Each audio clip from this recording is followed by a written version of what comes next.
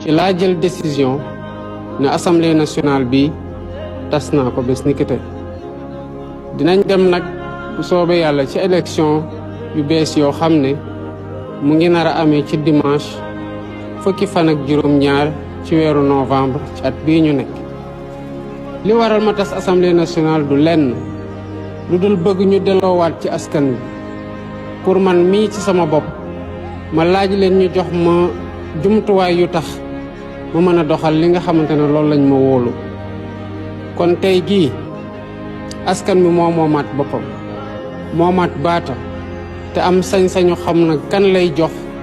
majorité assemblée nationale pour mu doxal. article 3 bu constitution bi dafa wax ne sañ-sañ bi askan wi ko moom kon sañ-sañ googu delloowaat nañ ko ci askan wi ku ci ne nag am sañ-sañ tamit dem ci askan wi laaj leen taataan seen baat ku mu ci wóolu jox la di nga ko teewal assemblée nationale ku mu ci wóoluwul jox la doo ko teewal assemblée nationale. waaye buñ ñu joxee ci gannaaw buñ ñu wóoloo ci 24 mars 2024 dinañ ñu jox sañ-sañ ñu doxal